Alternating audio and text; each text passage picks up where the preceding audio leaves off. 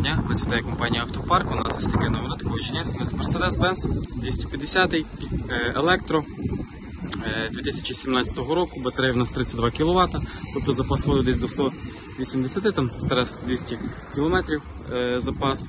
Хороша комплектація, хороший стан автомобіля по кузову, є в нас парктроніки. По автомобілю стоять оригінальні титани хороші, літня резина, теж є комплект ще зимової. По салоні, загалом по комплектації є ще у нас датчик мертвих зон в дзеркалах, склопідйомники спереду-ззаду, механічне регулювання сидінь, комбіновані сідушки, шкіра, тобто і текстиль, мультикермо теж присутнє у нас, підігрів сидінь теж є, клімат-контроль двохзонний, ось така сенсорна мультимедіа теж у нас присутня, салончик доглянутий, чистенький, без зауважень. Пробіг автомобіля у нас 92 тисячі кілометрів, оригінальний, не руханий.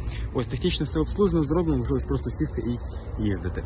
Ось, якщо когось зацікавив даний автомобіль, приїжджайте в місто Львів, Кільцева 60, перевіряйте, тестуйте, ну і купуйте собі таке авто.